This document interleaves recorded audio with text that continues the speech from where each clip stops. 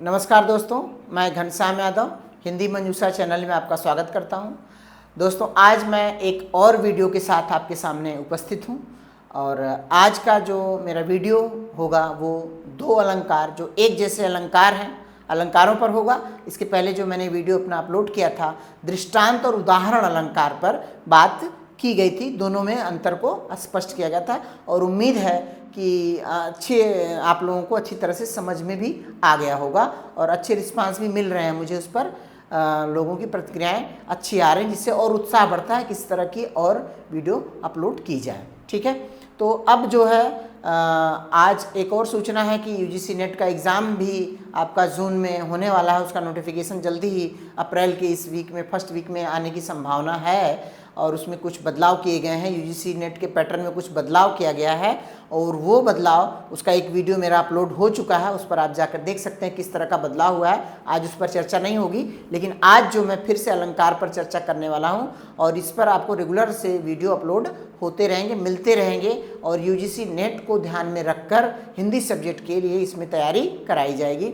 तो अगर आप चैनल पर पहली बार आए हैं तो आप इस चैनल को जरूर सब्सक्राइब कर लें, क्योंकि इसमें आपको जो भी वीडियो आपको बताया जाएगा वो आपके लिए बहुत ही फायदेमंद होने वाला है आगामी परीक्षाओं के लिए। किसी भी तरह की कोई आप परीक्षा दें उसमें अलंकारों से संबंधित जो प्रश्न पूछे जाते हैं वो आपका बिल्कुल सही होगा, गलत नहीं होगा अगर आपने अच्छी तरह से समझ लिया तो। ठीक है, तो आप मेरे चैनल को लाइक और सब्सक्राइब करना ना भूलें। तो ठीक है दोस्तों, आइए हम शुरू करते हैं अलंकारों पर बात। आज हम दो अलंकारों पर बात करेंगे। कौन कौन सा? एक है भ्रांतिमान अलंकार और दूसरा संदेह अलंकार। ठीक है, इन दोनों में बहुत थोड़ा सा अंतर है, उसके अंतर को समझेंगे और उदाहरण करेंगे। उदाहरण की बात हम समझाएंगे आपको ताकि आपको अच्छे से समझ में आ जाए। ठीक है, तो आज हम बात करने वाले हैं फिर से अलंकार पर। ठीक है, कौन कौन से अलंकार हैं? दो अलंकारों पर हम बात करेंगे। एक है संदेह अलंकार,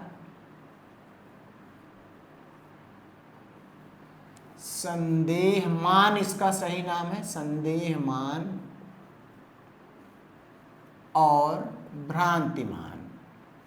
संदेहमान और भ्रांतिमान अलंकार, ये अलंकार का नाम है। ठीक,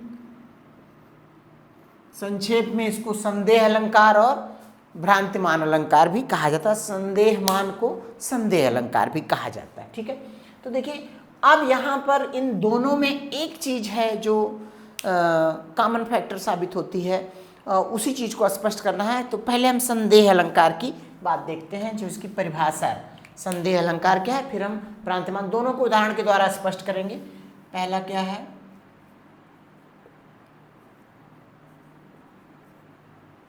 संदेहमान अलंकार।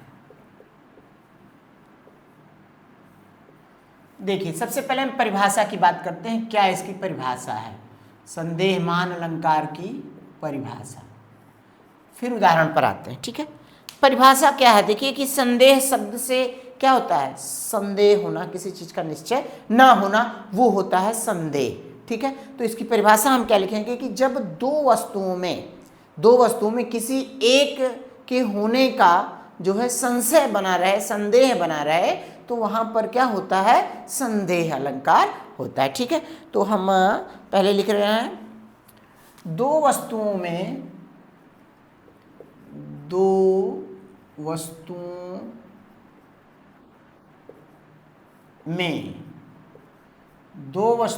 रूप या गुण की अत्यधिक समानता के कारण, रूप या गुण की अत्यधिक समानता के कारण, अत्यधिक समानता के कारण, अत्यधिक समानता के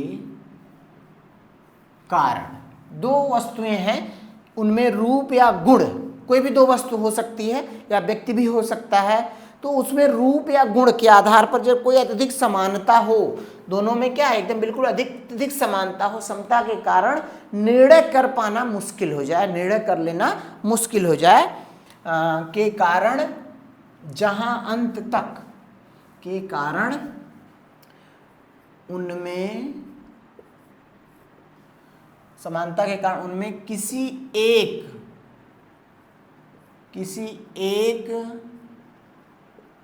का निर्णय करना,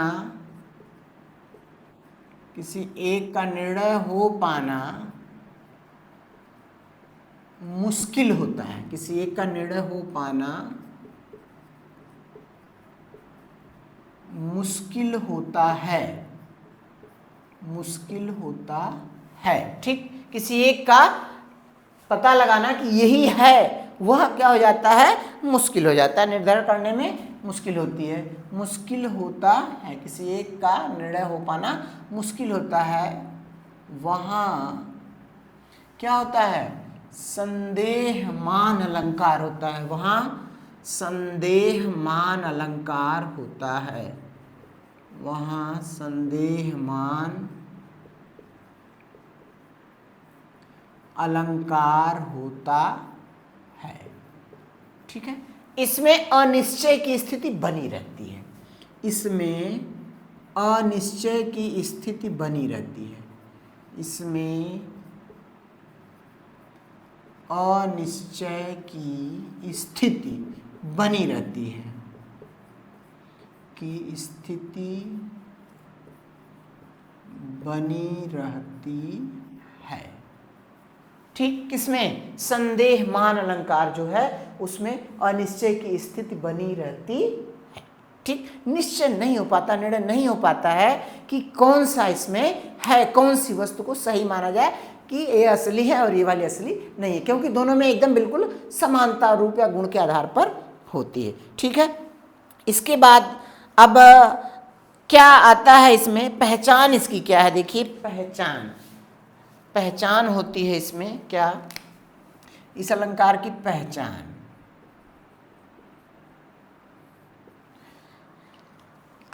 या शब्द आता है, या, ठीक, या किधों, किधों मतलब क्या है। ठीक है, या शब्द आएगा या किधों शब्द आएगा, इस तरह का शब्द आता है। एक और शब्द आता है अथवा शब्द आता है, अथवा। ठीक, अथवा, ये शब्द जो है आते हैं, शब्द आते हैं, इनका जो उदाहरण आपको मिलेगा तो उसमें ये शब्द आपको मिलेंगे और इससे पहचान हो जाती है कि पाठक या श्रोता के सामने जो है अनिर्णय की स्थिति है, निश्चय कुछ नहीं हो पा रहा है। ठीक है, तो आइए हम जो है इसका एक उदाहरण देखते हैं, उदाहरण के द्वारा ये बात बहुत ज़्यादा स्पष्ट हो जाएगी। ठीक है, उदाहरण, इसका दो उदाहरण आपका देख लेंगे। देखिए उदाहरण क्या है, काफ़ी प्रसिद्ध उदाहरण है, आप सभी जानते हैं। नारी बीच सारी है, नारी बीच सारी है। क्या है, पहला नारी बीच सारी है कि सारी बीच नारी है। ठीक है, नारी बीच सारी है कि सारी बीच नारी है। ये हो गई पहली पंक्ति, यानी अनिश्चय की स्थिति, नारी बीच सारी है कि सारी बीच नारी है। ठीक, पहली लाइन हो गई। फिर दूसरा है नारी ही की सारी है, नारी ही की सारी है।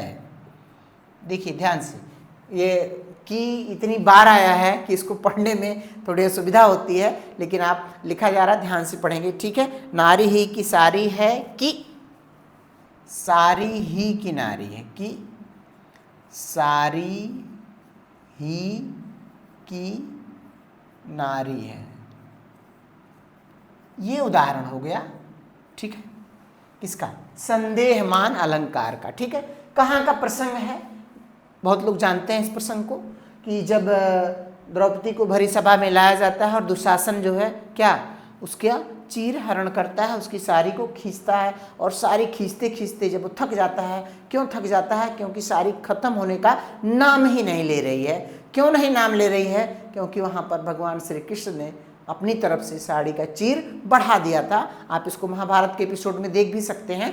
तो वहां पर वो परेशान हो जाता है अनिडे की स्त्री कि मामला क्या है, आखिर कितनी बड़ी साड़ी है कि खत्म ही नहीं हो रही है। ठीक है, तो उस समय का ये वर्णन है कि नारी बीच साड़ी है। कह रहा है कि नारी के बीच में साड़ी, मैंने किनारे किनारे नारी, बीच में साड़ी है, कि साड़ी बीच नारी, फिर कन्फ्यूज कि साड़ी के बीच में नारी, निर्णय नहीं हो पा रहा। फिर कह रहा है कि नारी ही की साड़ी, यानी कि जो साड़ी बनी हुई है वो संपूर्ण रूप से औरत की ही साड़ी बनी है, या कि साड़ी की ही औरत बनी हुई है। तो यानी वो अंत तक निश्चय उसको नहीं हो पाता है। इसलिए यहाँ पर क्या हो गया, अनिश्चय या संशय की स्थिति बनी रहती। क्या इसमें अनिश्चय की स्थिति बनी रहती है, इसलिए यहाँ पर संदेहमान अलंकार हुआ। ठीक है, तो ये उदाहरण एक हो गया। एक आप इसको लिख लें, फिर आपको एक उदाहरण और बता रहे हैं। 2-3 उदाहरण है मेरे पास। ठीक है, हरिमुख है यह आली किधो उग्यो मयंक। हरिमुख है यह आली, हरिमुख है यह आली किध्यो उगो मयंक। किधो किधो उग्यो मयंक। देखिए एक उदाहरण ये भी है। ठीक है, उदाहरण 2, उदाहरण 1 हो गया ये, और ये हो गया उदाहरण 2। ठीक है, हरिमुख है यह आली। आली शब्द आया है, आली का अर्थ यहां पर क्या है, सखी। क्या अर्थ है, सखी। ठीक, सहेली या सखी। एक सखी दूसरे सखी से कह रही है, क्या कह रही है, देखिए यहां पर किधों का मतलब कहीं, किधों का अर्थ यहां पर क्या लगाया जाएगा, कहीं। उग्यो मतलब उगा है, उगा है। ठीक है, और मयंक का अर्थ क्या है, चंद्रमा, चंद्रमा। ठीक, तो अब देखिए यहां पर हरिमुख, हरि यहां पर क्या कहा गया है, प्रभु श्री राम को, नहीं, हरिमुख मतलब ईश्वर को कहा गया। यहां पे राम भी हो सकते हैं और कृष्ण भी हो सकते हैं। ठीक है, तो यहां पर ये कहा गया कि हे सखी, ये भगवान का मुख है, या उतनी ज़्यादा उनकी सुंदरता है, उनकी सुंदरता में और चंद्रमा की सुंदरता में, दोनों में क्या काफ़ी समानता, और ये निर्णय नहीं हो पा रहा है कि ये ईश्वर यानी ईश्वर का मुख है, या कि कहीं पर चंद्रमा उदित हो गया है। मुझे ऐसा लग रहा है, निर्णय नहीं हो पा रहा है कि चंद्रमा उगा है कि स्वयं साक्षात भगवान प्रकट हुए हैं। हालांकि तो भाई साहब अब क्या चंद्रमा की तो काफ़ी खोज हो चुकी है, उसकी सुंदरता में तो बट्टा लग चुका है, लेकिन साहित्य है, साहित्य में चीज़ें हैं। तो यहाँ पर ये इसका अर्थ यही हुआ कि संदेह की स्थिति बनी हुई है, इसलिए यहाँ पर ये क्या है, संदेहमान अलंकार। ठीक है, तो आप इसको नोट कर लीजिए, फिर हम अगले अलंकार पर आते हैं।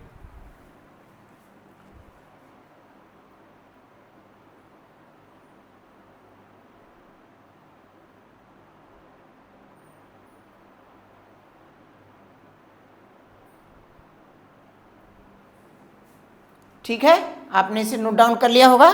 ठीक है, अब हम आते हैं दूसरे अलंकार पे। ठीक है, देखिए आप इसका स्क्रीनशॉट भी ले सकते हैं। ठीक है, ले लीजिए एक बार स्क्रीनशॉट अगर आपको लेना हो तो।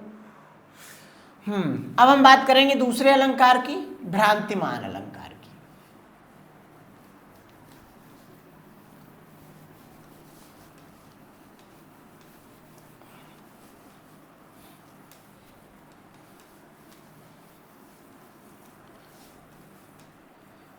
कौन सा है, भ्रांतिमान अलंकार, इसकी बात हम करेंगे।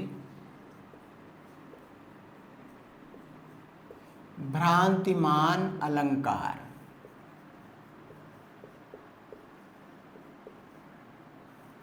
ठीक, यहां पर इसकी परिभाषा हम देखते हैं। देखिए संदेह अलंकार में क्या हुआ कि संदेह की स्थिति बनी रही, लेकिन भ्रांतिमान में निश्चय हो जाता है। यहां पर यही अंतर है। देखिए जहां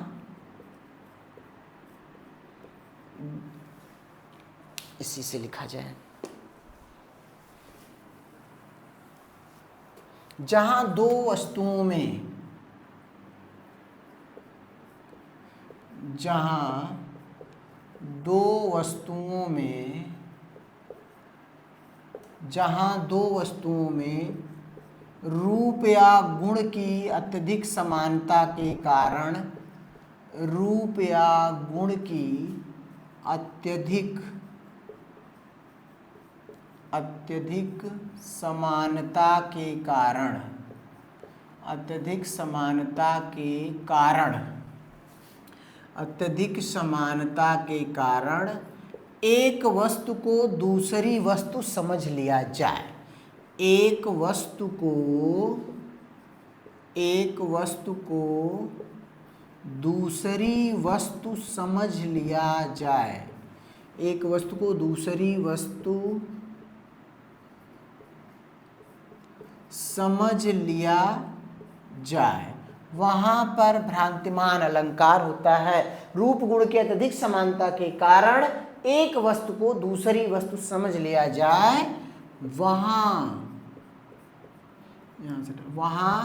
क्या भ्रांतिमान अलंकार होता है। वहाँ भ्रांतिमान अलंकार होता है। ठीक, इसमें निश्चित स्थिति में, यानी कि जो भी है पाठक या श्रोता वो अनिश्चय की स्थिति में नहीं, एकदम कन्फर्म है, निश्चित हो जाता है कि अमुक वस्तु यही है। इसमें संदेह की स्थिति नहीं रहती है। इसमें संदेह की स्थिति नहीं रहती है, बल्कि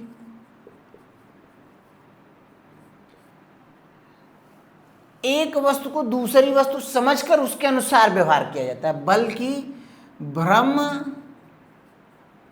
में पढ़कर उसी अनुसार व्यवहार होता है। अभी आपको उदाहरण से ये बात बिल्कुल एकदम स्पष्ट हो जाएगी। ठीक है, तो अब यहाँ पर उदाहरण देखिए, आपको मैं एक उदाहरण यहाँ पर बता रहा हूँ, बहुत बढ़िया उदाहरण है। 2-3 उदाहरण हमारे पास है। हाँ, इसकी पहचान भी है, ये भी देख लीजिए। पहचान क्या है, इसकी पहचान लिख देते हैं। पहचान, आप इसको देखकर पहचान जाएंगे कौन कौन से शब्द आते हैं। ठीक है, समझकर, जानकर, मानकर, इस तरह से शब्द यहाँ पर आते हैं। ठीक है, समझकर, जानकर, मानकर। ठीक है, ये जो है शब्द इसमें आते हैं। जब इसके उदाहरण आपको मिलेंगे तो उसमें इस तरह के शब्द आपको मिलेंगे। जानी शब्द, ठीक है, जानी शब्द भी आएगा।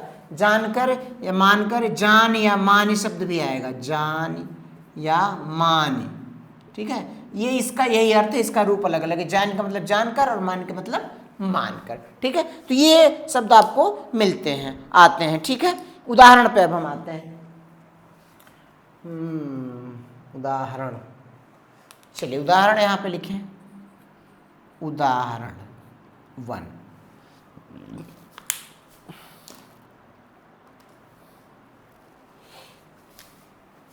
देखिए क्या है। नाक का मोती अधर की कांति से। बहुत बढ़िया, बहुत प्यारा उदाहरण। नाक का मोती अधर की कांति से, अधर की कांति से। नाक का मोती अधर की कांति से, बीज दाड़िम का समझकर भ्रांति से। बीज दाड़िम का समझकर, बीज दाड़िम का समझकर भ्रांति से, भ्रांति से।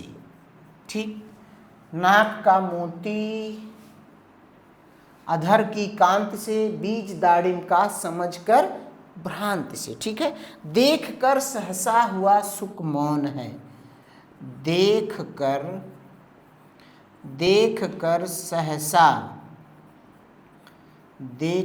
सहसा हुआ सुख मौन है।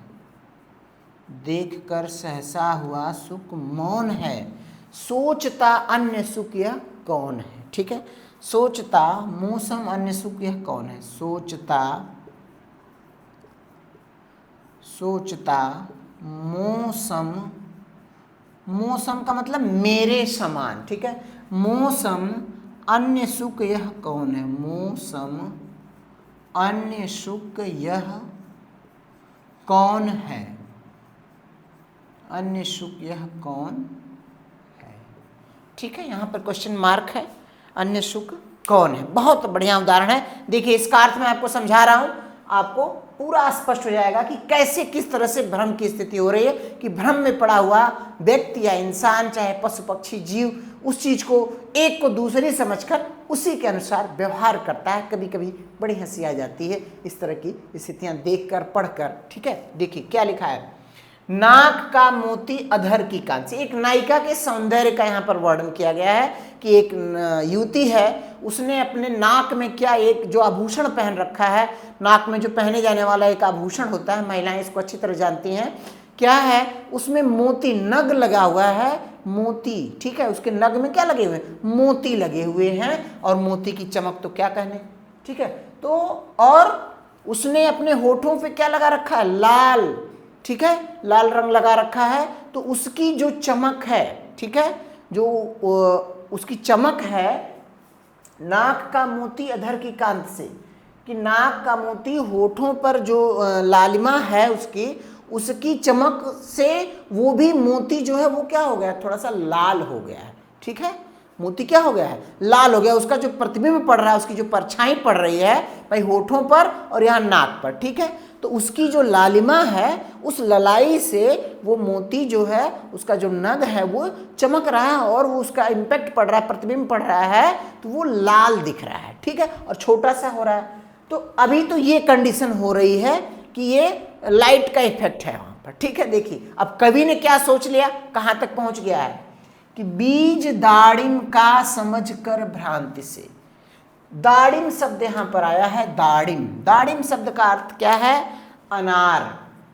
यहां पर मैं ये लिख दूं, दाड़िम का अर्थ क्या है, अनार। ठीक, अनार का बीज समझकर भ्रांत से, यानी भ्रम से, भ्रमवश किसको, उस जो नाक का मोती है उसको उसने क्या समझ लिया, अनार का बीज समझ लिया। इस तरह से उसकी संरचना है नाक के मोती की कि वो लाल दिख रहा है, होठों की लालाई से लाल दिख रहा है, और उसको उसने अनार का बीज समझ लिया। कौन, अभी ये नीचे वाली लाइन में आ रहा है, देख कर सहसा हुआ सुख मौन है। हे राम, हे भगवान, सुगा है, सुआ है। ठीक है, वो क्या कर रहा है, उसको खाने के लिए पहुंचा कि भाई चलो अनार का दाना है, मैं इसको खा लेता हूं। किसको, मोती को। लेकिन हो क्या रहा है, जब वहां जा रहा है तो देख कर सहसा हुआ सुख मौन है। अरे भाई उसको शौक लग गया, किस चीज का, सोचता मौसम अन्य सुख,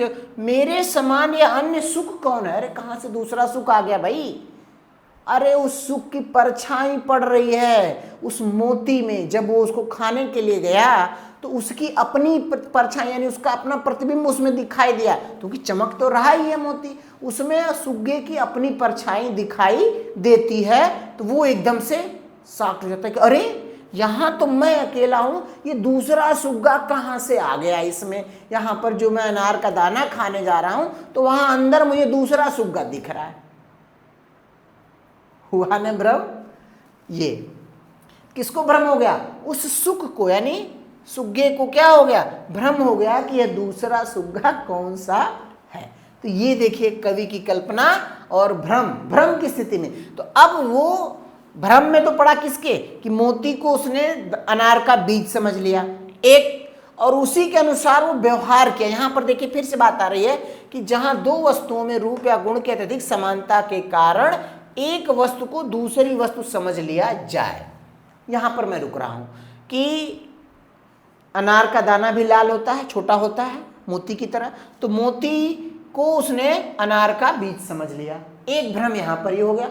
अब भ्रम हो गया, उसको एकदम निश्चय हो गया कि भैया ये अनार का बीज ही है। ठीक, तो अब वह उसी के अनुसार व्यवहार कर रहा है। कार्य और कारण की बात आ रही है, अभी आगे कार्य कारण पे अलंकार में बात होगी। तो कार्य और कारण पे वह उसी के अनुसार फिर क्या किया, व्यवहार करने लगा कि उसको खाने के लिए जब जा रहा है तो फिर उसको भ्रम हो गया। 2 बार भ्रम देखिए यहाँ पर हो गया है। कहाँ पर, वह अपने प्रतिबिंब को, उस मोती में इसका प्रतिबिंब दिखाई दे रहा है और वह अपने उस प्रतिबिंब को दूसरा सुआ समझ लेता है, दूसरा सुग्गा समझ लेता है और उसको समझकर, दूसरा सुग्गा समझकर फिर वो उसी तरह व्यवहार करता है। वो आश्चर्यचकित हो जाता है कि अरे ये दूसरा कहाँ से आ गया, यहाँ तो मैं अकेला हूँ, मेरे समान ये दूसरा कौन सा आ गया। तो भ्रम की स्थिति में क्या होता है, निश्चय की स्थिति, संदेह की स्थिति नहीं रहती, एकदम कंफर्म हो जाता है कि भैया ये चीज है और उसी के अनुसार वह व्यवहार होने लगता है। ठीक है, तो ये रहा दोस्तों ये 2 अलंकार। मुझे पूरी उम्मीद है कि आपको खूब अच्छी तरह से समझ में आ गए होंगे और आप इसको नोट कर लीजिए और आगे इसी तरह के और भी उदाहरण आपको मिलेंगे जिसमें आसानी से आप इसका पता लगा सकते हैं और दोनों में क्या अंतर है वो मैंने बहुत ही बेहतरीन ढंग से आपको समझा दिया कि संदेह और भ्रम में। एक बार फिर से मैं कह रहा हूँ कि संदेह में क्या होता है, संदेह की स्थिति बनी रहती है और भ्रांतिमान में भ्रम की स्थिति होने के बाद एक वस्तु को दूसरी वस्तु समझ लिया जाता है और उसी के अनुसार व्यवहार किया जाता है। ये रहा दोनों अलंकारों में अंतर। तो दोस्तों एक बार फिर से हम अगली वीडियो में आपको फिर मिलेंगे। तब तक के लिए आप मेरा चैनल देखिए और मेरे चैनल को लाइक और सब्सक्राइब करना ना भूलिए ताकि अगले वीडियो की नोटिफिकेशन आपको जल्दी ही मिल सके। धन्यवाद।